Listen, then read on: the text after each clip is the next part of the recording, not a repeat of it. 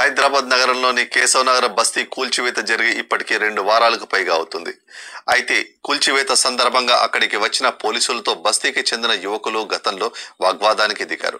కాగా అదే సందర్భంలో పోలీసులపై భౌతిక దాడికి సైతం దిగారు అక్కడి వారు. ఈ నెపంతో 2 వారాల నుండి దఫాల వారీగా పోలీసులు సుమారు 30 మందికి పైగా వ్యక్తులను అరెస్ట్ చేశారు.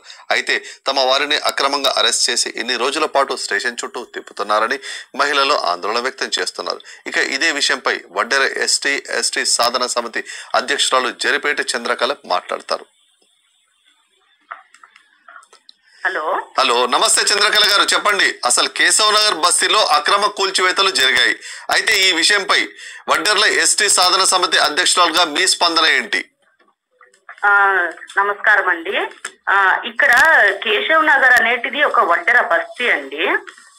అయితే ఈ బస్తీలో రెవెన్యూ వారి లెక్కలు కరెక్టే, విధి నిర్వహణలో పోలీసు వారి లెక్కలు కూడా కరెక్టేనండి. అయినప్పటికీ మనం ఆలోచించాల్సింది ఏంటంటే, ఉదయం 3 గంటల టైంలో కరెంటు తీసి మహిళలను బయటికి లాగి ఇల్లు నేలమట్టం చేయడం కరెక్టేనా అనేటిది మనం ఆలోచించాలి. మన ఇల్లు ఉంటాయి సార్, మన ఇళ్ళని ఇప్పుడు రోడ్ కోసమో దేనికోసమో తీసుకుంటారా అనేటిది మనం ఒకసారి ఆలోచించాలి. మేడం, ఈ నగరవాసులు, మేడం చంద్రకళ గారు, నగరవాసులు ఈ యొక్క వడ్డెర బస్తీలో ఎంత కాలం నుండి ఉంటున్నారు?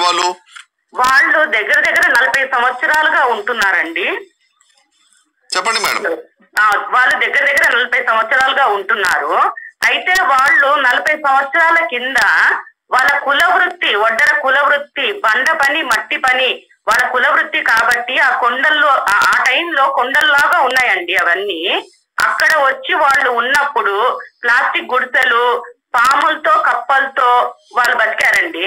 ఆ టైంలో మట్టి పని, రాయి పని చేసుకొని చిన్న చిన్నగా ఏదో కొంచెం డబ్బు కూడబెట్టుకొని ఈ మధ్యనే కొంచెం ఇల్లు లాగా కట్టుకున్నారండి. మేడం చెప్పండి. అయితే ఇప్పుడు ప్రభుత్వం ఏదైతే కూల్చివేతలు మీరు అంటున్నారో, ప్రభుత్వం వాళ్ళకు ముందే ఇంటిమేషన్ ఇచ్చిందా? లేదండి. ఇప్పుడు స్థానికులు చెప్పేది ఏంటంటే, వాళ్ళు మాకు ముందు రోజే నోటీస్ ఇస్తే మేము కూడా దాంట్లో సామాన్లు, మా సర్టిఫికెట్లు, ఏదో మేము దాచుకున్న డబ్బులు, బంగారము అంతా కూడా తీసి పెట్టుకునే వాళ్ళం కదా. మాకు ముందు రోజు నోటీసు రాలేదు. ముందు నుంచి మేము సంచార జాతులము, శ్రమ జీవులము, పని చేసి వచ్చి ఆదమర్చి నిద్రపోయే టైంలో 3 గంటల టైంలో కరెంటు తీస్తే ఇది మాకు మామూలే కదా, కరెంటు ఎప్పుడు పోతూనే ఉంటుంది కదా అనుకొని మేము మర్చి నిద్రపోతున్నామండి. ఆ టైంలో అసలు ఇంట్లో ఉండే ఆడవాళ్ళని, పిల్లల్ని బయటికి తీసుకొచ్చి ఇళ్ళను కూల్చుకుంటూ వరుసగా వెళ్ళిపోయారు అని స్థానికులు చెప్తా ఉన్నారండి. అయితే జనరల్ గా అయితే రెవెన్యూ సిబ్బంది అర్ధరాత్రి రారు కదా మేడం. అర్ధరాత్రి అంటే పొద్దున 10 గంటలకు వాళ్ళకి ఇంటిమేషన్ చేసి, అంటే ఏదైనా ఇబ్బందుల కారణంగా పోలీసు వాళ్ళ అది కోఆపరేషన్ తో వస్తారు కదా మేడం. 3 గంటల రాత్రికి ఎలా వచ్చి ఉంటారు మరి వాళ్ళు? అది ఇంకా రెవెన్యూ వాళ్ళ నుంచి రావాలండి దానికి రెస్పాన్స్. ఎందుకంటే ఇప్పుడు మనం ప్రశ్నించినప్పుడు దానికి జవాబు రెవెన్యూ వాళ్ళ నుంచి రావాలి. స్థానికుల నుంచి అయితే మనకు జవాబు వచ్చేసింది, మాకు నోటీసు రాలేదు, మేము నోటీస్ వస్తే మేము మా జాగ్రత్తల్లో మేము ఉంటాం కదా, మా సామాన్ తీసుకుంటాం కదా అని వాళ్ళ నుంచి అయితే రెస్పాన్స్ వచ్చింది. కానీ మనకి రెవెన్యూ వాళ్ళ నుంచి రెస్పాన్స్ ఏం రాలేదు కదండి. వాళ్ళు కదా దానికి సంబంధించిన ఆన్సర్ వాళ్ళు ఇవ్వాలి. సుమారు ఎన్ని కుటుంబాలు అక్కడ నివసిస్తున్నారు? అక్కడ దగ్గర ఇప్పటికి నాకు తెలిసి ఒక 700 మంది కుటుంబాలు ఉన్నాయండి. అంటే 700 కుటుంబాలు అంటే సుమారు 10,000 మంది జనాభా ఉండొచ్చు అక్కడ. ఉండొచ్చండి. మరి ఇప్పుడు వాళ్ళు మరి ఏమైనా పోలీసులకు కానీ అది ప్రభుత్వానికి కానీ ఏమైనా ఫిర్యాదు చేశారా? అకస్మాత్తుగా మా ఇల్లు కూలగొట్టారు, మేము రోడ్డు పాలయ్యామని చెప్పి. మరి అంటే యాక్చువల్ గా వాళ్ళకి ఫిర్యాదు చేసేంత వరకు రాలేదండి. వాళ్ళ దురదృష్టం ఎలా ఉందంటే, వడ్డర్లు కాబట్టి, వాళ్ళ శ్రమజీవులు కాబట్టి వాళ్ళకు ఉండే అలవాట్లు, ఆ తాగుడు అనే సమస్య ఒకటి ఉందండి వాళ్ళకి. ఆ తాగుడు అనే సమస్య వల్ల వాళ్ళు ఏం చేశారంటే తెలియదు. ఇప్పుడు మీరు నేను ఉన్నాం సార్, మన జీవన ప్రమాణాలు వేరున్నాయి, మనం చదువుకున్నాం, మనం పోలీసులని చేసుకోము, మనం ఆలోచిస్తాము, అది లా అండ్ ఆర్డర్ ఉంది, మన కోసమే ఉన్నారు అని మనం ఆలోచిస్తాము.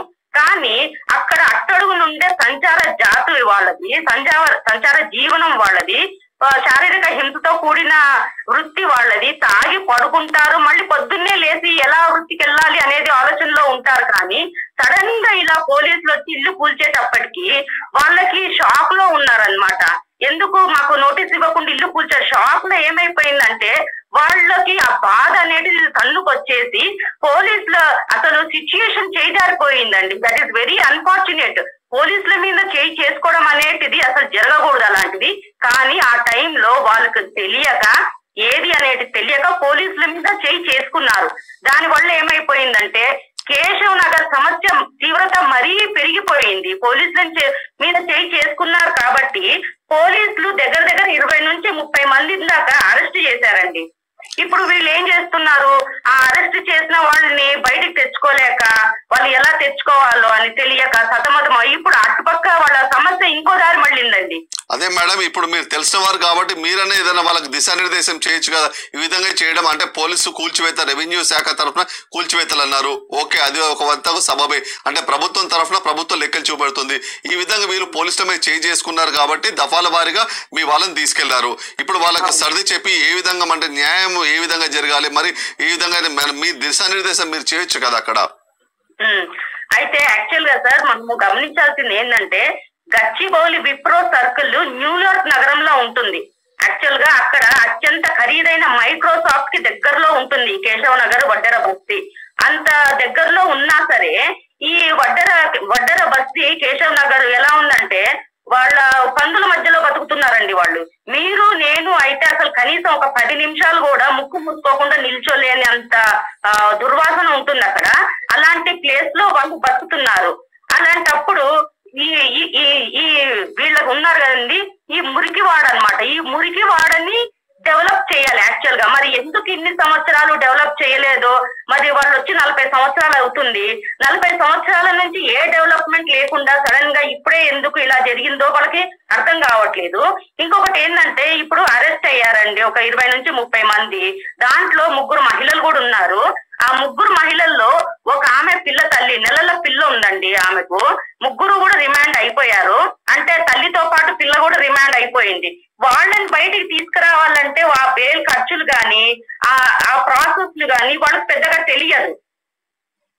అయితే ఇప్పుడు ఈ స్థలం ఎంత వైశాల్యం ఉంటుంది మేడం? ఇది ఎంత అంటే 1 ఎకరం 2 ఎకరాలు అది ఉంటుందా? అంటే ప్రస్తుతం కూల్చివేసిన ఇండ్లేమో 2 ఎకరాలండి.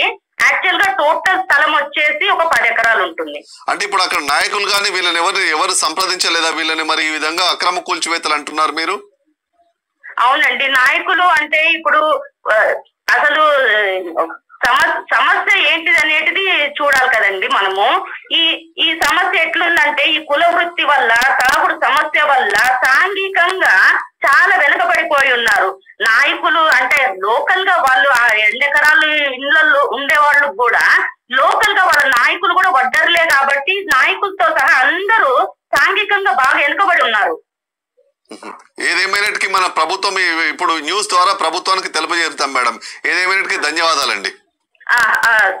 నా రిక్వెస్ట్ ఏంటంటే సార్ యాక్చువల్ గా బేషరత్తుగా అక్కడ ఉండే వడ్డర్లు సాంఘికంగా వెనుకబడి ఉన్న వాళ్ళు చితికిపోయిన బతుకులు కాబట్టి వాళ్ళకి పాపం బెయిల్ ఇచ్చే శక్తి అంటే బెయిల్ కి సరిపడే అమౌంట్ కూడా వాళ్ళ దగ్గర లేదు కాబట్టి వాళ్ళని దయతలిచి వాళ్ళని ఎలాగైనా సరే బయటికి తీసుకొని వచ్చేటట్టుగా ప్రభుత్వాలని నేను రిక్వెస్ట్ చేస్తున్నానండి. ఎందుకంటే వాళ్ళ కుల వృత్తి కానీ, తాగుడు సమస్య కానీ, ఈ సాంఘికంగా వెనుకబడిన వాళ్ళ జీవనం గాని కొంచెము మానవతా దృక్పథంతో చూసి మిగిలిన కులాలు అంటే ఇప్పుడు మన మిగిలిన కులాల వృత్తి తీసుకోండి, వాళ్ళ కుల వృత్తితో పోలిస్తే వడ్డర కుల వృత్తి శారీరక హింసతో కూడిన కుల వృత్తి కాబట్టి వాళ్ళకి ఎట్లయినా సరే విద్యా సంబంధిత వృత్తి అంటే ఏంటి, చదువుతో వచ్చిన ఉపాధి లాంటిది వస్తే అట్రాసిటీ చట్టం గాని, రాజకీయ రిజర్వేషన్ గాని ఇలాంటివి ఉండేటిది, ఎస్టీ రిజర్వేషన్ లాంటిది ఇస్తే ఇక్కడ ఉండే వడ్డర్లకు అందరికీ కూడా జీవన ప్రమాణాలు పెరుగుతాయండి.